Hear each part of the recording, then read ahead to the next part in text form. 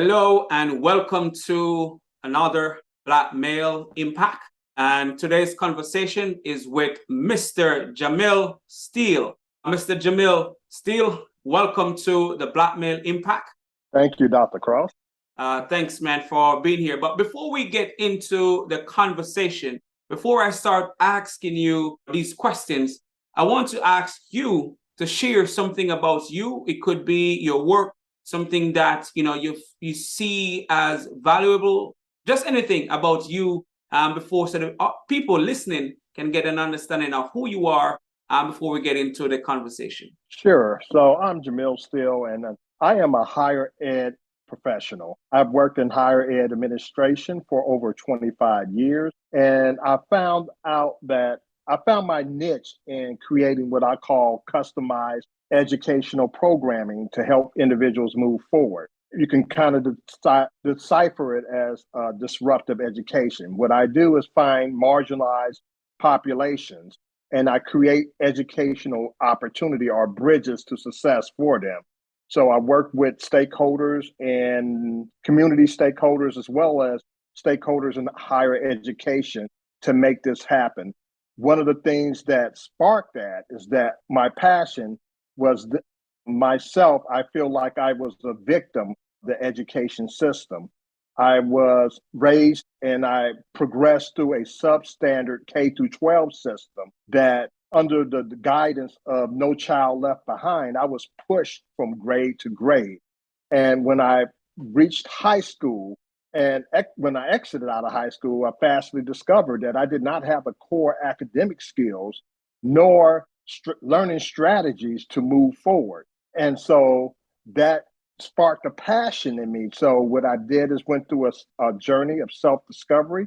I had some great mentors on the way who helped me relearn the process or awaken the process or become aware of the process of the ability to learn. Because if you teach a man, as the old saying goes, the fish, he eats for the day. But if you give a man a fish, he eats for the day. But if you teach a man to fish, he eats for life. So what I started to learn was how to look at the systems around me, utilize those systems for self-development to advance myself in society. And that is, and I really love the saying, and teach a man how to fish, and he will eat forever. But if you give it to him, he will just eat for that day. And it's something that is really important within our community, especially when we're thinking about going forward, when we're thinking about moving forward. We now have to get in the mindset of teaching others what we know and what we learn late, so the next generation can be better. So, Mr. Steele, I really appreciate that perspective. And also, I really like that you realize that something was missing from your own experience. And then you decide to say, you know what, let me see what I can do to change it. And there are some other parts of that I know you're going to be touching on as we go forward, especially with the mentorship and stuff like that. So I'm just going to leave that part. So I'm not going to go over it. But sure. Yes, so I'm going to go into my next question. And thanks for sharing that short journey to get you into where you are. So my first question to you is, what is the mindset that it takes to make a positive impact? The first step into developing a mindset to make a positive impact is developing a growth mindset. Many individuals, such as myself, grow up in what I call toxic environments where there's limited resources. So just think about students in poverty-stricken school districts who have substandard buildings, substandard textbooks, low visual role models around them. It's hard to develop a growth mindset in a can't-do environment.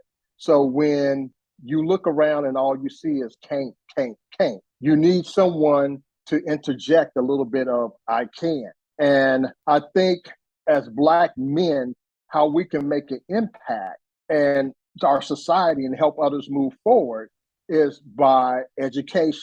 I believe that education is one of the tools of the 21st century. And we can open, once an individual mindset is opened up to their self-value, when they develop a knowledge of self and they find out their self-worth, they begin to see what I call visual steps. So they can actually take one step at a time to elevate themselves into a new direction and have new outcomes. Because as the old saying goes, it's insanity to do the same thing over and over and expect a different outcome. And I think that a lot of our targeted males who grow up in these low socioeconomic, poverty-stricken environments face a system of oppression that is not of their doing, but is systematic. It's both economic as well as academic. And it also creates what I call an unconscious caste system to lock individuals in place from advancing forward. So if everything around you tells you that you can't, it's hard to have a growth mindset.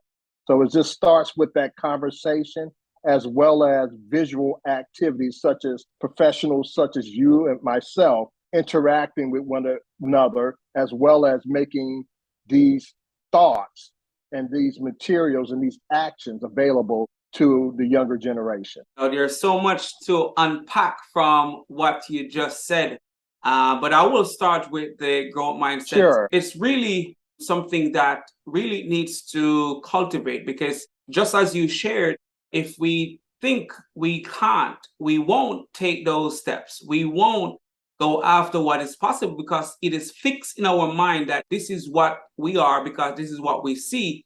So, the growth mindset aspect is really something that we have to cultivate and realize, not only just to cultivate, but just to realize and help the next generation to realize that it doesn't matter what's happening around them. Within them, they have the ability to do great. They just have to make sure they don't listen to the limitations and adapt the limitations. But you said a valid point as well, where you talk about the caste system. They feel as if this is what they see and this is where they're supposed to be, because from a social construction standpoint, they may think within that what they see happening, that's what they're limited to. Yes. Yes. Go ahead. And then I also found out within my years of trying to create programs, a lot of times when it comes to that population, I call it the problem people industry. There are individuals that capitalize off people being problematic. And what I mean by that is that if they're in those toxic environments, instead of giving them a ladder to help them out, they sometimes throw funding or either training programs or job training programs at those individuals. And that's fine, but it goes a lot deeper in that.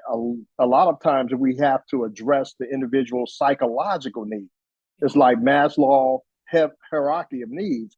It's basically, if you're hungry, you don't have a roof over your head, you're angry, you have social emotional trauma, those issues need to be addressed before you can actually go to class to learn, or either go participate in a job training program and be successful. So I'm hoping to collaborate with men such as yourself, as well as other stakeholders throughout the nation, to try to create these new creative programs that not only address the academic needs, but also the physical and the social emotional needs of individuals that we're discussing about. Well, that is important, especially the social emotional needs. Yeah. And as we go forward, and this conversation itself can talk all about the social emotional needs, but we're going to save the social emotional needs discussion for some other time, because that really will take more time to unpack because of the importance of it in our community as we're talking about making progress and going forward. So, but I really like how you talk about the positive impact and the mindset, which is growth mindset. Yes. As we go forward. So I'm going to go into my next question, because at some other point in the future, I'm going to be talking more about the social emotional piece. My next question to you: what advice do you have for men listening on how they can play a role in creating positive change? It's an old piece of advice, that I've heard growing up myself, and it's each one, reach one, and teach one. I think that one person can make the impact. You know, a lot of times as men, we typically want to make a big impact, but sometimes a big journey is completed with first a couple of steps. I think that each man must look at within his life circle, look at other men that are around him and his community and in even his own household, and have those growth mindset conversations. I deal with groups of young African American men who, through their current environment, no one ever asked them, "Hey, what's your career goals? What's your goals for the next 5 years? What do you want to accomplish this year? What barriers do you have to overcome?"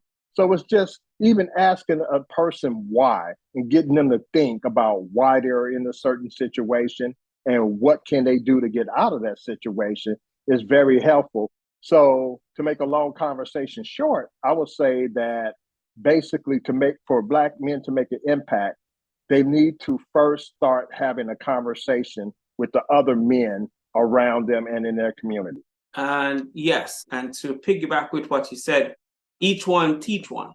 Because although we're there collaborating with each other, there are things that we can learn from each other. We have to be open for that. If we're thinking about making progress, it's not just one person, it's all of us to move the needle forward. So I really appreciate that perspective. And I'm going to jump right into the next question because it ties close to that question.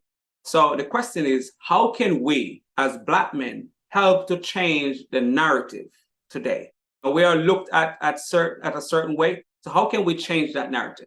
I would say for the most part, the conversation, like I answered the last question, don't veer away from the conversation. And when you conversate, make sure that your conversation reflects light and not darkness. Our men, we have a lot to glory in as far as accomplishment. Never in history has there been so many individuals who have been educated, successful, and have accomplished many milestones. In fact, we have had an African American male occupy the highest office in this nation and possibly the most powerful seat in the world. So for a narrative that Black men are problematic is really not a conversation we need to have. We need to really know our value, know our self-worth, and be present at every table, whether it's corporate boards, whether it's education boardrooms, in the classroom, and even in the sports and entertainment industry. We need to shed truth and shed the light. Man, that is there's so much in your response, but I will take the latter part of it where we need to be at those tables. Yes. We need to let our voice be heard. And as you said, we cannot really find any excuse, and we shouldn't, because as you said, we have a Black male in the White House, in the most powerful office in the country. And that to show it's possible for us to be what we want to be. It will take work. There are still some barriers that we have to work through, but we cannot allow what's have been socially constructed to maybe prevent us from going forward as an excuse because somebody else have done it. And if we're disciplined and have the drive enough, we may reach the goal. Not to say we have to aspire for that goal, but there are barriers. We have to acknowledge that there are barriers. But I will not say it's just going to be easy because it's not. No. But we have to realize that within us, we have what it takes. We may have to push ourselves a little bit more. As somebody said to me, sometimes we have to work twice as hard, which shouldn't be the case. But sometimes we already know the system that we're in. And to get to a certain level, it may require doing a little bit more than the norm to get there. But to go back to what you said, man, we need to find ourselves, be present in those spaces where we can make an impact. And don't worry about what we cannot change, but focus on what we can do to make a difference. Correct. Yes, sir. Yes, sir. I really appreciate that. So I'm going to go into my next question, unless you have something else Sure. to share Oh, about go that. ahead. Okay, great. So what or who has influenced or inspired you to pursue the path that you're on? Being that you serve as an educator for over 20 years, which is commendable. As we know that there's not a lot of men, Black men, in the classroom. So Yes. being in education for over 20 years, Mr. Steele, it's commendable. But who inspired you or what influenced you to pursue your journey? Yeah. So first of all, I will have to acknowledge that I consider myself a spiritual person. So I do adhere to a higher power who has blessed me to know my self-worth, my value in his eyesight. So that being said, based upon that, I know that I was created to be a creator. I discovered through the scriptures as well as through life that I have the power to create. And I was fortunate enough to be aligned with other creators. And what I mean by that, Black men such as yourself in higher ed, who not only shone the light to help me to develop a growth mindset, but also not, instead of giving me a hand down, they gave me a hand up. They painted the picture step by step of the next steps that I should take to move forward. So that being said, I will have to say that if I begin to list all the individuals that are impactful in my life, we wouldn't have time on this call. Some of them were in person mentors, such as past supervisors or people who held positions before me and groomed me into the industry of higher education. And then also, there were what I call the prophets of time. There are individuals who made great sacrifices in this country to advance not only the Black male cause, but the Black race cause, such as W.E. Du Bois, who really looked at things from a sociological perspective, or Marcus Garvey, who looked at things from a homeland perspective, all the way to Dr. Martin Luther King, who saw the best in humanity and saw the best in his people and shed the light on not only how the Black man is special, but how he can also be an asset to his race. And then I also think about our Malcolm X, who basically paved the way of knowledge of self and self-confidence. And he communicated to all that we have a value and we are worth and we are worthy of sitting at the table. So those are my mentors. It's a long list of them, Dr. Cross. So yes, and I really appreciate it. But I'm going to just go to, I'm just going to choose sure, one. Well, maybe depends after you respond to this. I may go to another one. But in regards sure. to W.E. Du Bois and us now in society, I know you had mentioned prior to the double Yes. consciousness. What are your thoughts on the double consciousness as Dr. Du Bois talks about? I will piggy I will piggyback off of a comment that you made about what I call Black taxation. And you stated in your comments that oftentimes Black professionals find themselves having to work twice as hard and do twice as much as their counterpart. That's, to me, is the taxation of that dual consciousness, where you have to live both in a Black world as well as in the white world. So, in the matter of assimilation, which the education system as well as the government system kind of grooms us to do, to assimilate to mainstream American consciousness, we tussle with our inner consciousness of being Black and being American. And if you really define American as far as in terms of what the education system or the governmental system or either the psychological thought of this country, it forms an image of a white man. And oftentimes we struggle between white culture and our culture. And some of us even have to deal with the fact that we don't know our culture because Black men are not monolithic. Like for you, you convey to me that your inheritance, you came from the country of Jamaica, And me, I'm a native born African American, and truly I do not have, besides research, I don't have any strong connections to my roots beyond America. Yeah. So having to fight that dual conscious, being Black, but also working in a white world, trying to assimilate and establish value in that, that's a heavy weight, as you call the Black taxation. And when I came across the double consciousness, although growing up in Yes. Jamaica, there are certain things that we weren't privy to, knowing about the struggle of African American and some of the challenges. And not until I got here, I realized the in-depth struggle and challenges. And that's why when I see someone push through and achieve, it's great admiration for those individuals, because if you start out where you are not likely to, or you're not expected to, and then you achieve at a certain level, you have to have Yes. great admiration for those individuals. So I appreciate that. So between Malcolm and Marcus, as you mentioned, what stood out and what do you think we should take from those individuals today? So with Malcolm X, I definitely think courage. We Courage. have to stand up for ourselves, and we have to be self-sufficient.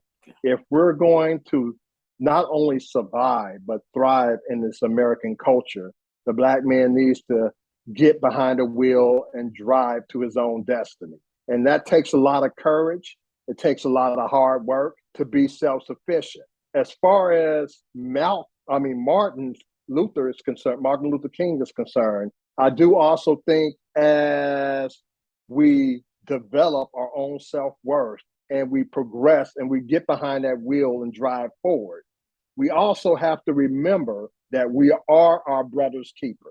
And so, not only do we make ourselves an asset for our brethren, but we also make an asset for the country and the community as large. Because over and over in my seat in the colleges and the universities that I have worked for, I've always make it known that the Black man is not a problem, but we're just individuals in problem situations. And oftentimes we are the solution to our own problem too, and we can be the solution to our own problem. So, in the fellowship or the pattern of Dr. King, I do say we have to work with our fellow man, but then we also have to take a little bit of Malcolm and let our fellow man know that, hey, we are self-sufficient. It's nice that you want to help us, but we can also help ourselves as well. I think that's a valid point. We have to become self-sufficient, of course, or self-reliant, knowing that to go forward, a lot of our progress is going to depend on us. We understand our struggles, so I think we will be best to come up with some great solutions. As you mentioned, we can come up with those solutions. So, but I'm just going to continue with the next question. Sure. That section as well can take an entire day to go through those interesting perspective of both individuals, because they have made a tremendous impact on us and people across the world. So we can talk all day about both individuals. So I'm going to go into my next question. And it ties close to what we have been talking about, but I just really want to hear your perspective on or go deeper in what you have already shared. So what is your perspective on the current climate of Black men in society today? My current perspective is that we are, in my opinion, we are very fragmented. We have a whole volume of talented pieces, but through the system that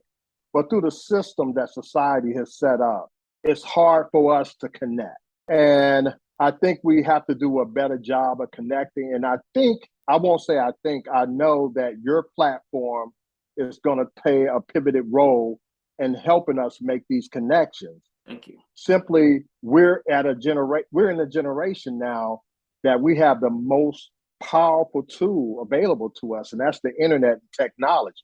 just like you and I are communicating over Zoom, and we're in two different states, two different locations, and we're building a brain trust as we share our ideals with one another. I think that's where we're at in this season of life and in this status. I think that men have to step forward, recognize the tools that are available to make these connections.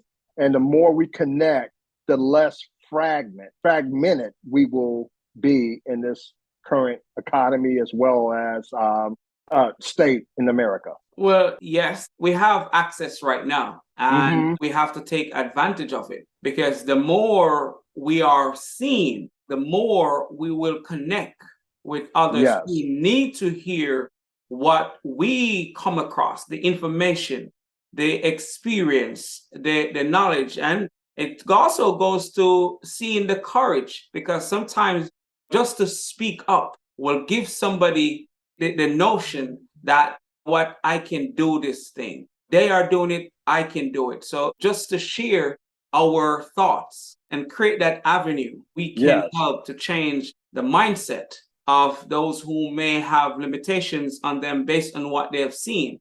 So the work itself, yes, will provide some form of liberation as we go forward. So I think, yes, there are a lot of us doing the work, but there are more that can be done as we go forward. So I really appreciate that. Were you going to say something else? Oh no, I was just sick. I was actually agreeing with you. That was a Okay, very okay, profound statement you just made. okay, great, great. So I'm just going to go into the next question. Okay. And again, what change do you want to see in general and amongst Black men? What change do you want to see in general and also amongst Black men? The change that I want to see in general, actually, I can almost relate this to the last conversation that we just had, is that I would like to see greater conversation and greater connectivity among Black men. Now, we know that Black men, we are not monolithic. Most of us have point of views. There are Republicans, there's Democrats, there's educated, there's uneducated, there's different people with different perspectives. But I think those different perspectives make us rich. What we have to do is just elevate our conversation to build one another up, to acknowledge our differences, respect our differences, but yet agree on core element, fundamental element that is necessary for all of our survival. For one, we know that, and I talked about Maslow hierarchy of needs.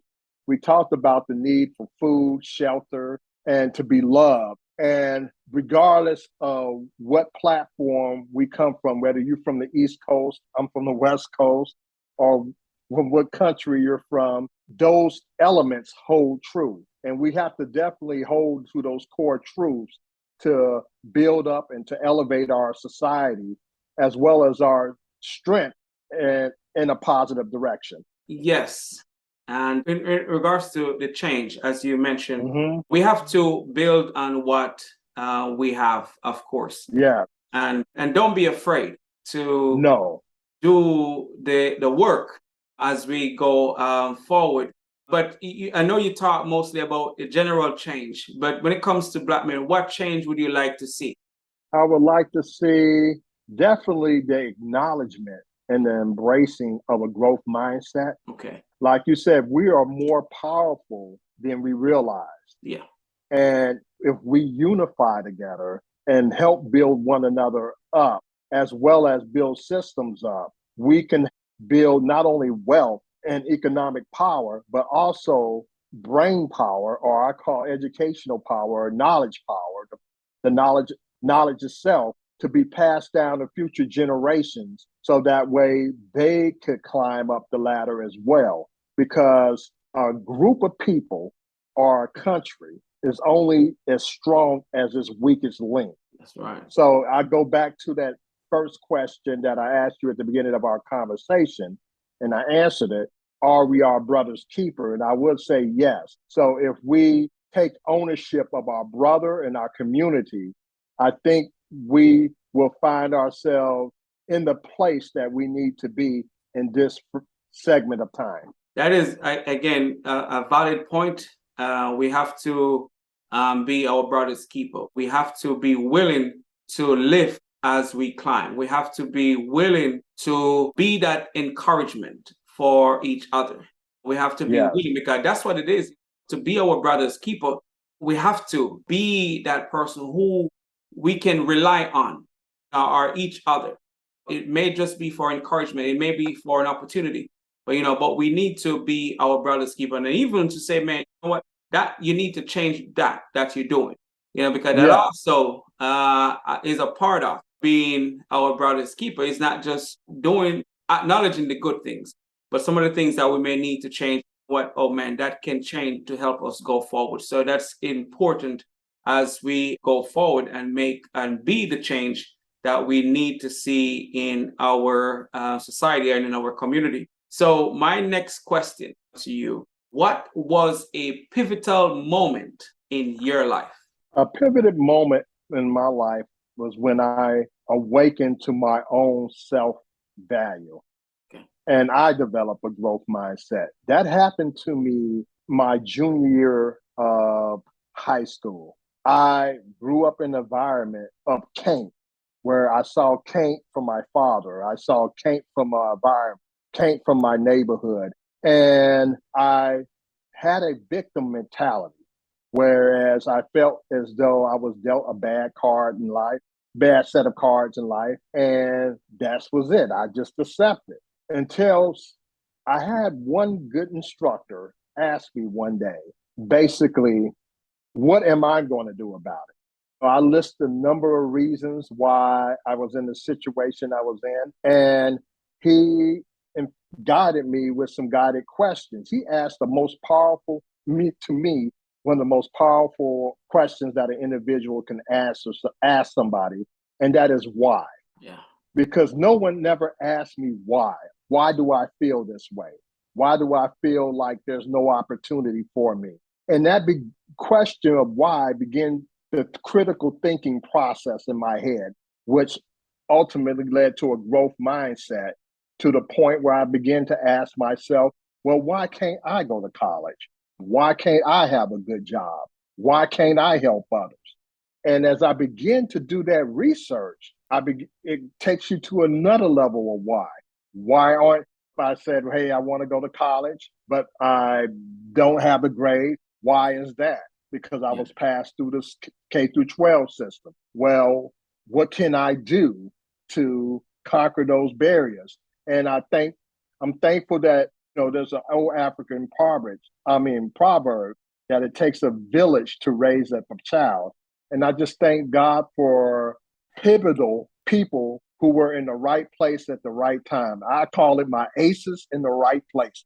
Yes. There were pivotal people, such as one of my math instructors, a counselor, it was a sports coach, it was the neighbor down the street, who oftentimes you do not see them highlighted in popular media, popular newspapers, but they were the ones who had that positive conversation with me. They asked me, why was I hanging out on the street corner? Why wasn't I going to school? Why wasn't I going to college? Why didn't I have future goals? And that began to get me to think. So I hope that answers your question, Dr. Well, I believe so, because sometimes it's the people that ask those questions help us to think. And if it puts you on a different path to realize what's in you, that's a pivotal moment. And a lot of times, not all of us realize that it's not, say, someone giving us an opportunity that creates a pivotal moment. It could be someone challenging us to really look at ourselves and how we think about ourselves that provides that pivotal moment. Because in that moment, we start to ask ourselves those same questions you just asked. Why am I here? Why is this thing happening to me? How can I change this thing? What will I have to do to change this thing? No, because it brings to your awareness. And that's what the teacher did. So that do provide the pivotal moment, because a lot of times we miss those pivotal moments because we're looking for something maybe tangible, sometimes not that question that help us to really think, or something that someone says to us in a moment, you'll be wondering why they are saying this thing to me. And sometimes it's through reflection we realize the value of what just took place. But sometimes we haven't taken the time to look at those questions that someone asked us on our journey to really redirect our thinking. And once we start to think differently, our actions will start to change. All right, Mr. Steele, I'm going to ask you, I have a couple more questions. Sure, go ahead. But I will ask this question. I believe this is a really important question. What life lesson have you learned late in life that you believe is important and can benefit this current generation? The lesson that I have learned later in life and can benefit this current generation is that knowledge is power. We live in the information technology age where knowledge is readily accessible to you. I am an educator by trade, and I made a living working for educational institutions. But I will have to say this: we're now living in a new threshold where every individual has access to knowledge. If you want to know how to fix your iPhone, there are multiple videos, do it yourself videos on YouTube to learn how to fix your iPhone. Yes. Or if you want to help your fellow man, there's a great YouTube channel called Black Male Impact. Yes. That's on YouTube. Yes, that sir. has great Black men giving you knowledge on how to move forward. So what we have to do is really awaken the young generation's mindset, open their eyes and help them to see that knowledge is power. Because an impoverished mindset, and some of us grew up in impoverished neighborhoods, teaches you that learning is not cool. I grew up in a school environment or a culture where if you went home to study or you were getting all A's, that was not cool. But if you skipped class, you didn't read books, and you hung out, that was cool. But we have to reverse that, what I call that thinking, yes. thinking. So in other words, we have to embrace positive knowledge. Yes. And make knowledge cool, make learning cool. One thing, I am a child of the hip hop generation. And in the 80s, in the early 80s, when the hip hop first emerged from Brooklyn Bridge and from the East Coast in New York, there was what they call a native tongue, or there was a knowledge of self movement where the hip hop music was very positive and it was all about knowledge. And it was all about learning knowledge of self and knowledge of your environment and knowing your history to move forward. Somewhere along the line, the message got contorted and it turned back to being bad as being cool. Yeah. But we have to flip that model for this latter generation and let them know that accomplishment is being cool. Helping your fellow brothers and sisters is being cool. Embracing the knowledge of who you are and what you are. It's the tools to being cool. In other words, a bit of knowledge can help you move forward. So we have to develop, that's another part of a growth mindset, helping individuals become what we call lifelong learners, seekers of knowledge. And not only learning knowledge just for the sake of learning, but also learning and understanding how to utilize that knowledge to make your life better and those that are around you make their lives better. There's a lot in what you just shared, but it's valuable. Yes, sir. Yeah, you touch on something that I was trying to remember to expound on, or just to highlight in regards to what you learned late. But I will say this in regards to, as we go forward, the things that we do and focus on will matter. And you always go back to the growth mindset, which is critical in going forward, and realize that there are things that we can learn now, as you mentioned, with this age, with information, and that knowledge is power. We have to realize and see the value in that. And what I wanted to remember and to highlight is knowledge is cool. Because I recently have a conversation with a group of young men that I told them that once I realized my potential and I start to do well, some of my peers start to say, man, you are an overachiever, right? And if I had followed those people, I would not do the things that I've done whilst I was there in college. They were there spending 5 years to complete their undergrad, which I complete both undergrad and master's within 4, because I changed the way that I look at myself. And I didn't start the journey with that type of perspective, but I came in an environment that helped me to think differently. But the same thing that you said about make knowledge be something that's cool. And I tell these young men every day, look, if you start your journey and you know you're a smart young man, don't let, because of what's happening around you, you change, because we have those things happen too. Young men want to fit in, and by changing everything about them to fit in, they forget about themselves and the greatness that's in them. So I'm glad that you mentioned that, because that's important, because we do sometimes see young people, especially, and if we grow with that type of perspective or mindset, you're going to grow as an adult and think the same way. So it's great that you shared it, and something that we need to remember.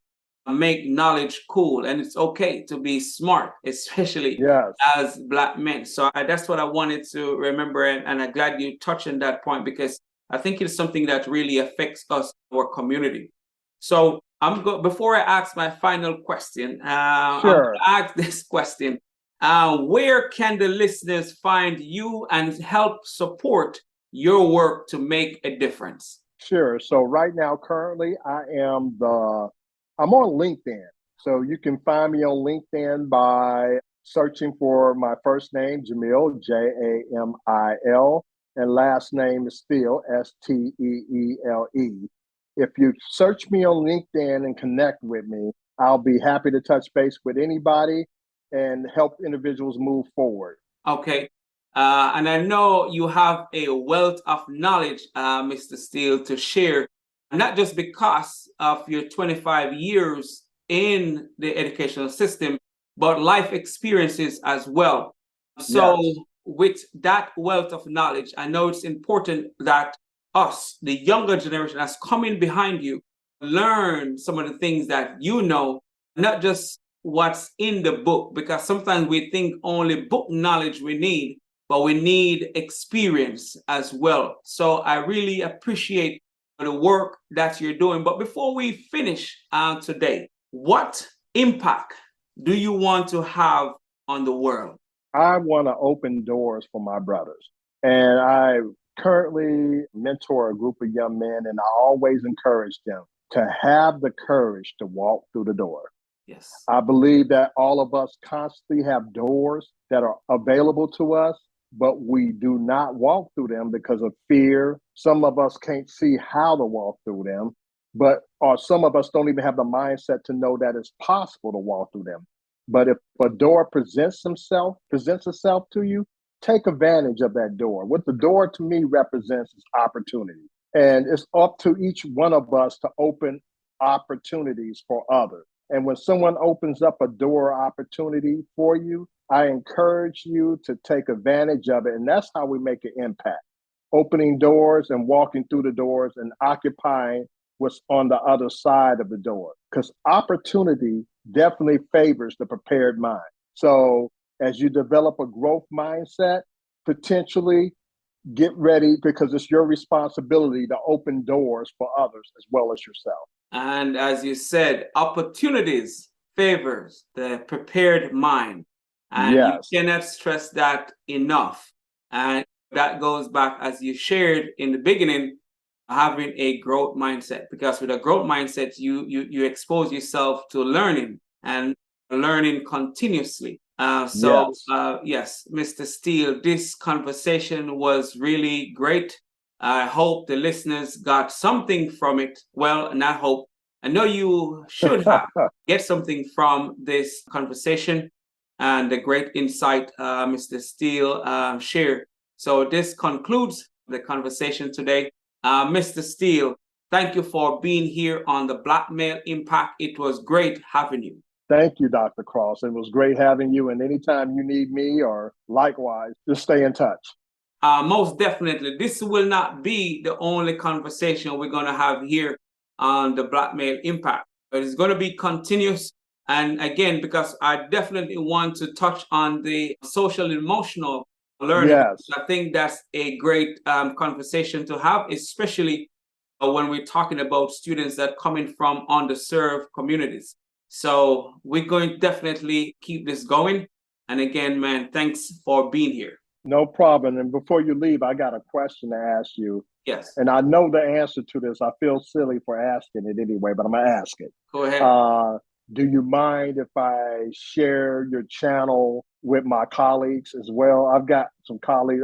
I think I got a chance to look at your YouTube channel, man, and what I saw, I was very impressed. Man, I said, this is the conversation that needs to happen. Yeah, please do. We have so many more to share on the channel. So please do. And please do share it with your colleagues as well. I would greatly appreciate it. And ask them to share it as well. Yeah, I definitely will. Yes, sir. Thank you. Okay, take care and you have a great evening. You too.